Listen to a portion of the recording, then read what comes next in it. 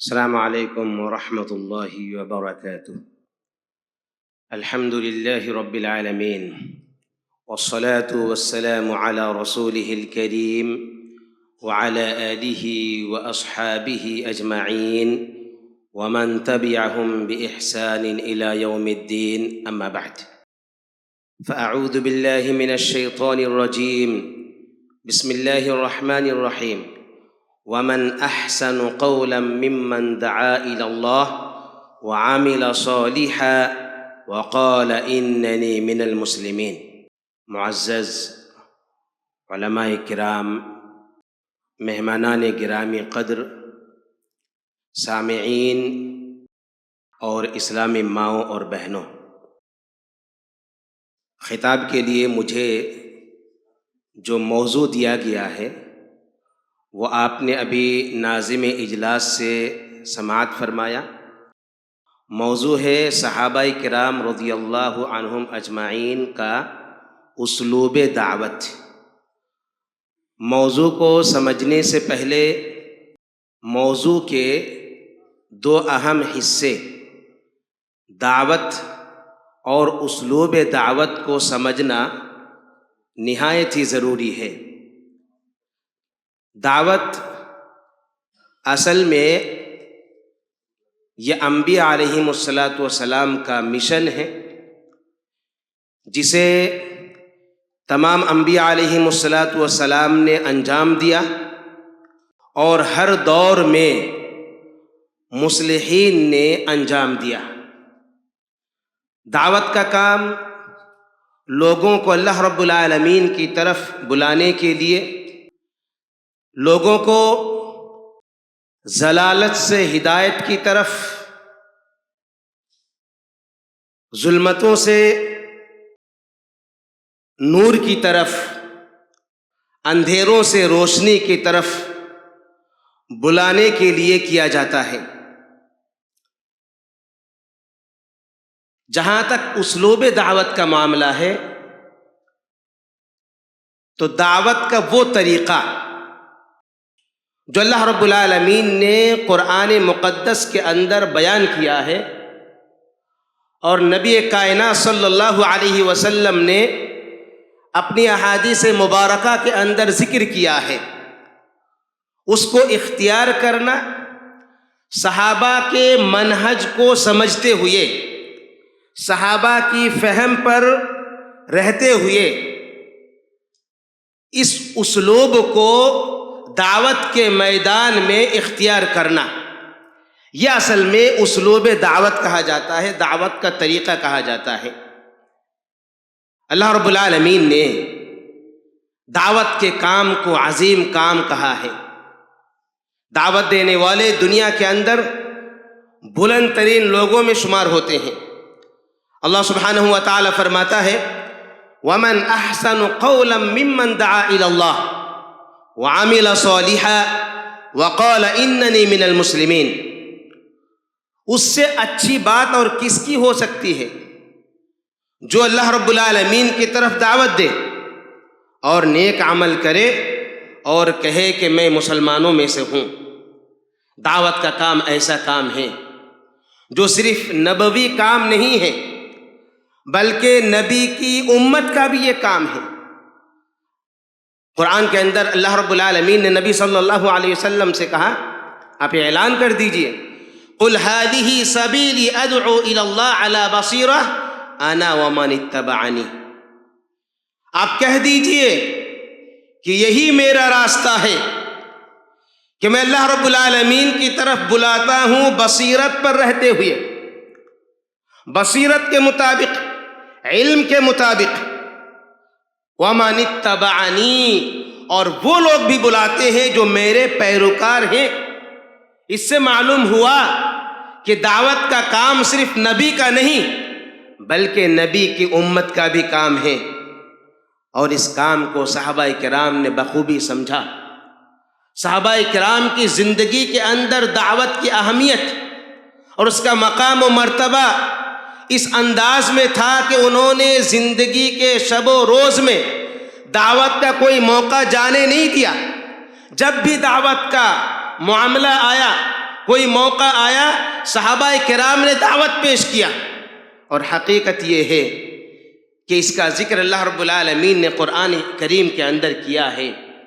اللہ سبحانہ و تعالی مخاطب کرتے ہوئے فرماتا ہے کنتم خیر امت اخرجت للناس تأمرون بالمعروف وتنہون عن المنکر وتؤمنون باللہ، تمہیں سب سے بہترین امت ہو جو لوگوں کے لیے پیدا کیے گئے ہو، بھلائی کا حکم دیتے ہو، برائی سے روکتے ہو، اور اللہ پر ایمان رکھتے ہو۔ مسلمانوں کو مخاطب کر کے اللہ رب العالمین یہ بات کہہ رہا ہے، اور جو اولین مخاطبین ہیں وہ صحابہ کرام رضی اللہ عنہم اجمعین ہیں۔ گویا کہ صحابہ کرام کے اندر یہ خوبی موجود تھی کہ وہ لوگوں کو بھلائی کا حکم دیتے تھے، برائی سے روکتے تھے، اور اللہ رب العالمین کی طرف دعوت دیتے تھے، اللہ پر ایمان رکھتے تھے۔ صحابہ کرام کی زندگی کا اگر مطالعہ کیا جائے تو صحابہ کرام نے اپنی زندگی کے اندر دعوت کا وہی اسلوب اختیار کیا جو قرآن مقدس کے اندر ذکر ہوا، اور نبی کائنات صلی اللہ علیہ وسلم نے جس پر ان کی تربیت کی۔ حقیقت میں دعوت کے باب میں صحابہ کرام کی کوشش، ان کی کاوش اور ان کا بلند مقام و مرتبہ والی جو محنت ہے، یہ اس وقت تک مکمل نہیں ہو سکتی ہے جب تک کہ صحابہ کرام کی ان کاوشوں کو بیان نہ کیا جائے۔ اس لیے دعوت کے باب میں صحابہ کرام کی کاوشوں کو، صحابہ کرام کے اسالیب کو سمجھنا ہر ایک کے لیے ضروری ہے۔ تو آئیے ہم سمجھتے ہیں کہ صحابہ کرام نے کن طریقوں کی بنیاد پر لوگوں کو اللہ رب العالمین کی طرف بلایا، لوگوں کو دعوت دی۔ تو سب سے پہلی بات یہ کہ صحابہ کرام نے دعوت کے کام کو اس انداز میں سمجھا جو دیگر کام کو دین کے اعتبار سے انہوں نے سمجھا۔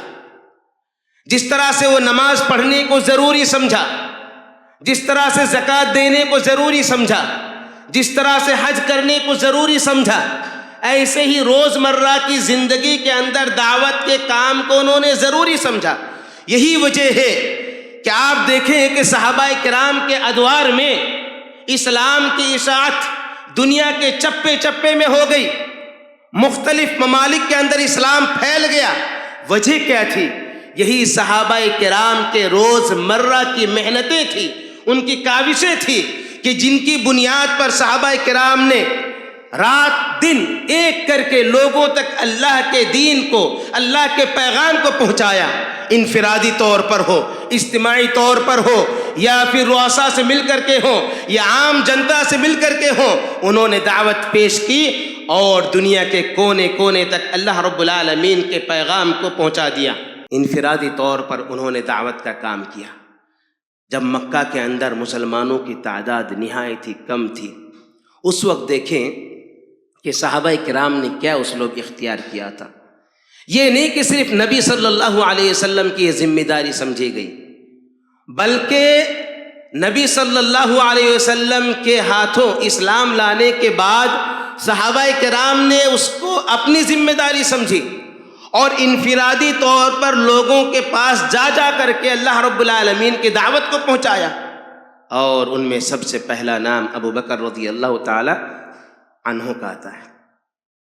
ابو بکر رضی اللہ تعالیٰ عنہ کے تعلق سے علامہ ابن اسیر رحمہ اللہ ان کے مناقب میں لکھتے ہیں کہ ابو بکر رضی اللہ تعالیٰ عنہ اسلام لائے، اور اس کے بعد مکہ کے اندر ابو بکر رضی اللہ تعالیٰ عنہ نے انفرادی طور پر ان تمام لوگوں تک اسلام کی دعوت کو پہنچائی جو ان کے ساتھ رہتے تھے، ان سے محبت کرتے تھے، ان کے ساتھ کاروبار کرتے تھے، ان کے ساتھ اٹھتے بیٹھتے تھے، اور جو ان کے قریبی دوست تھے ان تک اسلام کی دعوت پہنچائی۔ اور ابو بکر رضی اللہ تعالیٰ عنہ کے ہاتھوں 50 لوگ ایسے تھے جنہوں نے مکہ کے اندر اسلام قبول کیا۔ آپ سمجھ سکتے ہیں کہ ابو بکر رضی اللہ تعالیٰ عنہ پہل اسلام لانے والوں میں سے ہیں، اور ان کے ہاتھوں مکہ کے اندر 50 لوگ اسلام قبول کرتے ہیں۔ ان میں 10 مبشرہ میں سے 5 لوگ شامل ہیں جنہوں نے ابوبکر رضی اللہ تعالی عنہ کے ہاتھوں اسلام قبول کیا. عثمان بن عفان رضی اللہ تعالی عنہ، زبیر بن عوام، عبد الرحمن بن عوف، سعد بن وقاص اور طلحہ بن عبید اللہ. یہ 5 جو عشرہ مبشرہ میں شامل ہیں ابوبکر رضی اللہ تعالیٰ عنہ کے ہاتھوں اسلام لاتے ہیں. سبحان اللہ. اجتماعی دعوت کی بات آئی تو اس میں بھی صحابہ کرام پیش تھے. ان میں ابوبکر رضی اللہ تعالیٰ عنہ، آپ دیکھیں کہ اجتماعی اسلوب کیا تھا ان کا. عائشہ رضی اللہ تعالیٰ عنہ بیان کرتی ہے، بخاری کی حدیث ہے، کہتی ہے کہ سب سے پہلے جو لوگ اسلام قبول کرنے والے تھے وہ 38 لوگ تھے. جب لوگوں کی تعداد، مردوں کی تعداد 38 ہو گئی تو ابوبکر رضی اللہ تعالیٰ عنہ نے نبی صلی اللہ علیہ وسلم سے دریافت کیا، اے اللہ کے رسول صلی اللہ علیہ وسلم، آپ ہمیں حکم دیجئے کہ ہم لوگوں میں جا کر کے علی الاعلان اسلام کی دعوت پیش کریں گے. نبی صلی اللہ علیہ وسلم نے کہا کہ ابھی وقت نہیں آیا ہے. پھر اس کے بعد پھر اصرار کرتے رہے ابوبکر رضی اللہ تعالیٰ عنہ. نبی صلی اللہ علیہ وسلم نے کہا کہ ابھی وقت نہیں آیا ہے. پھر اصرار کیا. پھر اللہ کے نبی صلی اللہ علیہ وسلم نے اجازت دی. ابوبکر رضی اللہ تعالیٰ عنہ اور دیگر کئی صحابہ کرام رضی اللہ عنہم اجمعین خانہ کعبہ میں جاتے ہیں اور اپنے اپنے قبیلے کے لوگوں کے پاس جاتے ہیں. ابوبکر رضی اللہ تعالیٰ عنہ کھڑے ہوتے ہیں اور لوگوں کو اللہ رب العالمین کی دعوت پیش کرتے ہیں، توحید کی دعوت پیش کرتے ہیں. مشرکین مکہ بدک جاتے ہیں. جتنے صحابہ کرام وہاں پر موجود ہوتے ہیں، یہاں تک کہ ابوبکر رضی اللہ تعالیٰ عنہ ان کو مارتے ہیں. ابوبکر رضی اللہ تعالیٰ عنہ کو اپنے پیروں تلے روت دیتے ہیں، صرف اس بنیاد پر کہ انہوں نے اللہ رب العالمین کی دعوت پیش کی. تو صحابہ کرام نے اجتماعی طور پر بھی دعوت کا فریضہ انجام دیا. افسوس کے ساتھ کہنا پڑتا ہے کہ انفرادی طور پر اور اجتماعی طور پر دعوت کا یہ فریضہ عمومی طور سے ہمارے یہاں ختم نظر آ رہا ہے. حقیقت یہی ہے کہ ہم انفرادی طور پر بھی دعوت کا کام نہیں کر رہے ہیں اور اجتماعی طور پر بھی دعوت کا فریضہ انجام نہیں دے رہے ہیں، جبکہ صحابہ کرام کا یہ اسلوب تھا. اس لیے ہمیں چاہیے کہ صحابہ کرام کے اس اسلوب کو سمجھتے ہوئے انفرادی طور پر بھی لوگوں کو اللہ رب العالمین کی طرف بلائیں اور اجتماعی طور پر بھی اللہ رب العالمین کی طرف بلائیں. آگے بڑھتے ہیں. دعوت کے اسلوب میں داعی کو کچھ ایسے اسالیب اختیار کرنے چاہیے جن اسلوب کے بنیاد پر ان کے دعوت کا کام مؤثر ہو، لوگوں کے دل کے اندر اتر جائے، لوگ اللہ رب العالمین کی طرف آ جائیں. ایسا طریقہ اختیار کرنا چاہیے. ویسے تو اسالیب بہت ہیں جو اس قلیل وقت کے اندر بتایا نہیں جا سکتا ہے. یہ اصل میں پڑھنے کی چیز ہے، مطالعے کی چیز ہے، اور علماء کی رہنمائی میں ہر ایک کو یہ جاننے کی ضرورت بھی ہے کہ ہم علماء کی رہنمائی میں دعوت کیسے دینا ہے، امر بالمعروف اور نہی عن المنکر کا فریضہ کیسے انجام دینا ہے، یہ ہم سیکھیں باقاعدہ علماء سے جڑ کر کے. تو بعض میں اسالیب کا یہاں پر ذکر کروں گا. پہلی چیز جو داعی کے اندر ہونی چاہیے وہ دعوت کے سلسلے میں کہ دعوت کا کام کرے صرف اللہ رب العالمین کی رضا کی خاطر. اور یہ چیز صحابہ کرام کے اندر موجود تھی، نہ کہ صرف دعوت کے باب میں بلکہ ہر معاملے میں صحابہ کرام کے دلوں کے اندر اتم طریقے سے اخلاص پایا جاتا تھا. اور اس کی گواہی خود اللہ رب العالمین نے دی ہے. سورۃ الفتح کی آخری آیت پڑھیں، محمد الرسول اللہ والذین معہ اشداء علی الکفار رحماء بینہم تراہم رکعا سجدا یبتغون فضلا من اللہ ورضوانا. کئی اوصاف کا اللہ تعالیٰ نے ذکر کیے اس آیت کریمہ کے اندر. ان میں ایک خصوصی وصف کا ذکر کیا صحابہ کرام کا. وہ کیا ہے؟ یبتغون فضلا من اللہ ورضوانا. وہ اللہ رب العالمین کا فضل اور اس کی رضامندی کی تلاش میں رہتے ہیں. تو یہ صحابہ کرام کی صفت بتلائی گئی کہ صحابہ کرام ہر عمل کے اندر، ہر عبادت کے اندر اخلاص کے اتم اور عرفہ مقام پر فائز ہوتے تھے. اللہ رب العالمین کی گواہی سے بڑھ کر کے اور کون سی گواہی ہو سکتی ہے؟ صحابہ کرام نے اخلاص کو اپنایا دعوت کے میدان کے اندر، اور اس کی مثالیں بہت زیادہ ہیں۔ دعوت میں ایک اہم چیز ایک داعی کو اختیار کرنی چاہیے، وہ ہے جب کسی کو آپ دعوت دیں تو نرم لہجہ اختیار کرے، نرمی کا معاملہ کرے، نرمی کے ساتھ بات کرے۔ اور یہ بات اللہ رب العالمین نے قرآن کے اندر کئی مقامات پر ذکر کیا، لیکن ایک خاص مقام ہے۔ اللہ تعالیٰ نے جب موسیٰ علیہ السلام اور ہارون علیہ السلام کو فرعون کے پاس بھیجا تو کہا اذهبا الى فرعون انه طغى فقولا له قولا لینا، کہا کہ تم دونوں جاؤ فرعون کے پاس، وہ سرکش ہو چکا ہے، اور اس سے نرمی سے بات کرو۔ فقولا له قولا لینا۔ فرعون سب سے بڑا سرکش تھا، سب سے بڑا طاغی تھا، اور موسیٰ علیہ السلام کو، ہارون علیہ السلام کو، جو کہ دونوں نبی ہیں، ان کو بھیجا جا رہا ہے، تو اللہ تعالیٰ حکم دے رہا ہے کہ فرعون سے بات کرو لیکن نرمی سے۔ گویا کہ دعوت کے اندر یہ اسلوب اختیار کرنا چاہیے۔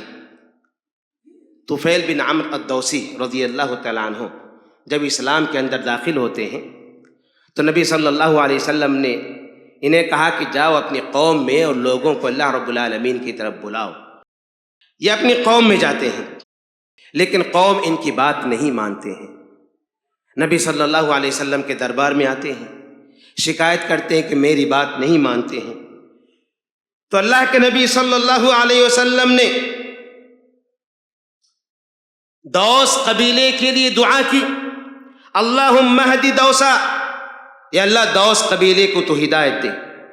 اور طفیل بن عمرو الدوسی رضی اللہ تعالیٰ عنہ کو حکم دیا، ارجع الی قومی فادعوہم الی اللہ وارفق بہم، اپنی قوم میں واپس جاؤ، اللہ کی طرف بلاؤ اور ان کے ساتھ نرمی کا معاملہ کرو، نرمی کے ساتھ ان کو اللہ رب العالمین کی طرف بلاؤ۔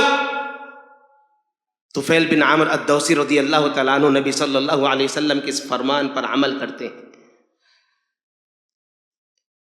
چند دنوں کے بعد طفیل بن عمرو الدوسی رضی اللہ تعالیٰ عنہ نبی صلی اللہ علیہ وسلم کے دربار میں حاضر ہوتے ہیں، ان کے قبیلے کے 70 یا 80 گھرانے کو لے کر کے جو اسلام لا چکے تھے۔ سبحان اللہ۔ وجہ کیا تھی؟ نرمی کے ساتھ دعوت پیش کرنا۔ تو حقیقت یہ ہے کہ صحابہ کرام کی زندگی کے اندر اگر دعوتی اسلوب کو دیکھا جائے تو انہوں نے دعوتی اسلوب میں نرمی کے پہلو کو ہمیشہ غالب رکھا، اور اگر کسی صحابی نے نرمی کو نہیں اپنایا تو نبی صلی اللہ علیہ وسلم نے خاص تنبیہ کی کہ تم نرمی اختیار کرو، جیسا کہ خالد بن ولید رضی اللہ تعالیٰ عنہ کو نبی صلی اللہ علیہ وسلم نے خصوصی طور پر نرمی اختیار کرنے کے لیے کہا۔ دعوتی اسلوب میں ایک اہم حصہ یہ ہے کہ آپ جب دعوت دیں تو دعوت جس چیز کی دے اس کے اندر ترتیب کا لحاظ بہت ضروری ہے۔ دین کے کئی مراتب ہیں، پہلا مرتبہ ہے، دوسرا مرتبہ ہے، تیسرا مرتبہ ہے۔ پہلے مرتبہ کی طرف آپ کو دعوت دینی ہوگی، یہ نہیں کہ پہلا مرتبہ چھوڑ کر کے آپ آخری مرتبہ یا دوسرے تیسرے مرتبے کی طرف آپ لوگوں کو دعوت دے رہے ہیں۔ یہ طریقہ اختیار نہیں کیا جا سکتا ہے۔ اسی لیے آپ صحابہ اکرام کے اسلوب میں دیکھیں گے اور نبی صلی اللہ علیہ وسلم کی تعلیم میں دیکھیں گے کہ باقاعدہ اس بات کا اہتمام کرتے تھے کہ دعوت میں ترتیب کا خیال رکھتے تھے۔ معاذ بن جبل رضی اللہ تعالیٰ عنہ کو نبی صلی اللہ علیہ وسلم یمن بھیجتے ہیں۔ مشہور حدیث ہے، نبی صلی اللہ علیہ وسلم نے انہیں مخاطب ہو کر کے کہا، اِنَّكَ سَتَأْتِي قَوْمًا أَهْلَ كِتَابٍ، کہ تم اہل کتاب کی طرف جا رہے ہو، فَإِذَا جِئْتَهُمْ فَادْعُهُمْ إِلَىٰ أَن يَشْهَدُوا أَن لَّا إِلَٰهَ إِلَّا اللَّهُ وَأَنَّ مُحَمَّدًا رَّسُولُ اللَّهِ، جب ان کے پاس تم جاؤ تو اس بات کی طرف دعوت دو کہ وہ گواہی دے کہ اللہ کے علاوہ کوئی حقیقی معبود نہیں اور محمد صلی اللہ علیہ وسلم اللہ کے رسول ہیں۔ فَإِنْهُمْ أَطَاعُوا لَكَ بِذَلِكَ، اگر تمہاری وہ یہ بات مان لے فأخبرهم ان اللہ قد فرض علیہم 5 صلوات فی کل یوم ولیلۃ، تو انہیں بتلاؤ کہ اللہ تعالیٰ نے تم پر دن رات میں 5 نمازیں فرض کی ہے۔ فإنهم اطاعوا لك بذلك فأخبرهم ان اللہ قد فرض علیہم صدقۃ تؤخذ من اغنیائهم فترد على فقرائهم، اور اگر یہ والی بات بھی تمہاری مان لے تو پھر انہیں بتلاؤ کہ اللہ رب العالمین نے تم پر زکوٰۃ فرض کی ہے جو تمہارے مالداروں سے لے کر کے تمہارے غریبوں کو دیا جائے گا۔ پھر یہ والی بھی بات مان لیں تو پھر نبی صلی اللہ علیہ وسلم نے کہا کہ ان کے مال میں سے عمدہ مال لینے سے تم بچو، اور کہا کہ مظلوم کی بد دعا سے بچو۔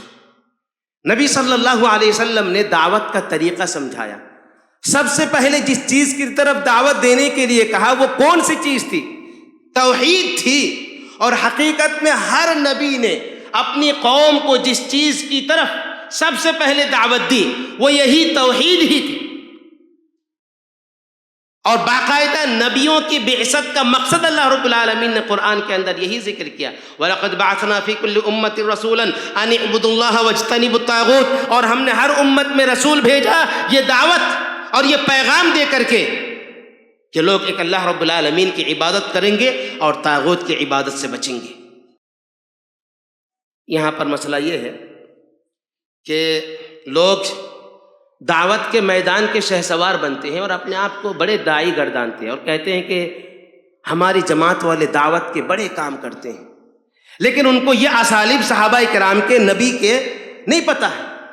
توحید کی دعوت دینے کے بجائے اقامت دین کی دعوت کو مقدم رکھتے ہیں، توحید کو، دین کی عبادتوں کو وہ ثانوی حیثیت اور ثانوی درجہ دیتے ہیں، حالانکہ ان کو یہ سمجھنا ہوگا کہ آپ اگر دعوت پیش کر رہے ہیں تو دعوت میں نبی صلی اللہ علیہ وسلم کا اسلوب کیا رہا ہے، صحابہ کا اسلوب کیا رہا ہے، اور حقیقت میں اس معاملے میں نبی صلی اللہ علیہ وسلم کا اسلوب، صحابہ کا اسلوب یہ ہے کہ سب سے پہلے لوگوں کو اللہ تعالیٰ کی توحید کی دعوت دی جائے، نہ کہ اقامت دین کی طرف دعوت دی جائے۔ بعض لوگ ایسے ہیں کہ توحید کی دعوت نہ دے کر کے تقلید کی دعوت دیں گے، بھلے کہ تقلید کے بعد کی یہ چیز ہے، جبکہ کتاب و سنت کے اندر اور منہج سلف اور منہج صحابہ کے اندر کوئی ایسی مثال نہیں ملتی ہے کہ اس چیز کی صحابہ نے دعوت پیش کی ہو۔ تو حقیقت میں ہمیں یہ بات سمجھنی ہوگی۔ اسی طرح سے دعوت کے اسلوب کے اندر ایک اہم اسلوب یہ ہے کہ جب سامعین کے یا مدعوین کے اندر کوئی خامی نظر آئے تو اس کو بہتر اسلوب کے ساتھ اصلاح کرنے کی کوشش کرنی چاہیے، اور صحابہ کرام کے اندر یہ بات پائی جاتی تھی۔ اور اس کا اہم طریقہ یہ ہے یا اسلوب یہ ہے کہ اگر کسی ایک شخص کی غلطی ہو جاتی تھی تو اس کی عزت اچھالی نہیں جاتی تھی، تمہاری یہ غلطی ہو گئی ہے، تم نے یہ غلطی کی ہے، عام انداز میں۔ نبی صلی اللہ علیہ وسلم کا بھی طریقہ ہوتا تھا، لوگوں کو کیا ہو گیا ہے، لوگ ایسا اور ایسا کر رہے ہیں، یہ عام انداز تھا۔ صحابہ کرام کا بھی یہی معاملہ تھا۔ عمر رضی اللہ تعالیٰ عنہ نے ایک مرتبہ اہل مکہ کو سمجھایا، حج کے تعلق سے انہوں نے کچھ کوتاہی کی، تو بعض لوگ تھے جنہوں نے کوتاہی کی، تو بعض لوگوں کا نام لے کر کے عمر رضی اللہ تعالیٰ عنہ نے نہیں کہا، بلکہ کہا یا اہل مکہ، اے اہل مکہ۔ اسی طرح سے ایک مرتبہ سلمان فارسی رضی اللہ تعالیٰ عنہ کسی جنگ میں تھے، ایک عرب نے وہاں کے کسی شخص کو مار دیا۔ جب ان کے پاس شکایت آئی تو اس عرب کا نام لا لے کر کے عام انداز میں خطاب کیا، یا معشر العرب، اے عرب کے لوگوں، اے عرب کی جماعتوں، اس انداز میں خطاب کیا۔ گویا کہ دعوت کے اسلوب کے اندر ایک اہم پہلو ہے۔ ہمارے یہاں پر معاملہ یہ ہے کہ تھوڑی سی اگر کسی کی غلطی آ جاتی ہے نا، لوگ ویڈیو بنانے میں لگ جاتے ہیں، عوام میں اس کو باور کرانے لگ جاتے، عوام کے اندر اس کو پھیلانے لگ جاتے ہیں۔ حقیقت یہ ہے کہ انفراد، اگر آپ واقعی معلوم اصلاح چاہتے ہیں، انفرادی طور پر آپ ان سے ملے، ان کو فون کریں، اگر نہیں مل سکتے ہیں تو انفرادی طور پر اصلاح کی کوشش کریں، اور اگر ایسا نہیں کر سکتے تو اس کا نام لے کر کے آپ اس کی عزت کو نہ اچھالیں، بلکہ آپ یہ کہیں کہ لوگوں کو کیا ہو گیا ہے کہ لوگ ایسا اور ایسا کر رہے ہیں، اور پھر دلائل کی روشنی میں آپ اس کی تردید کریں. یہ اسلوب صحابہ کرام کا اسلوب تھا. یہ چند اسالیب تھے جو میں نے آپ کے سامنے ذکر کیے. وقت چونکہ ختم ہو چکا ہے، اللہ سے دعا کی جاتی ہے کہ اللہ رب العالمین ہمیں دعوت کا فریضہ انجام دینے کی توفیق عطا فرمائے، اور دعوت میں کتاب و سنت کے اسالیب کو اور صحابہ کرام کے اسالیب کو اختیار کرنے کی توفیق عطا فرمائے. آمین. وآخر دعوانا الحمدللہ رب العالمین. ایسے ہی فائدے مند اسلامک ویڈیوز دیکھنے اور منہج سلف پر کتاب و سنت کی تعلیمات کو عام کرنے میں ہمارا تعاون کرے، تاکہ آپ کے لیے ذریعہ نجات، جنت کے حصول کا سبب، ساتھ ہی مال میں برکت و اضافے کا ذریعہ بھی بنے. آمین. جزاک اللہ خیرن.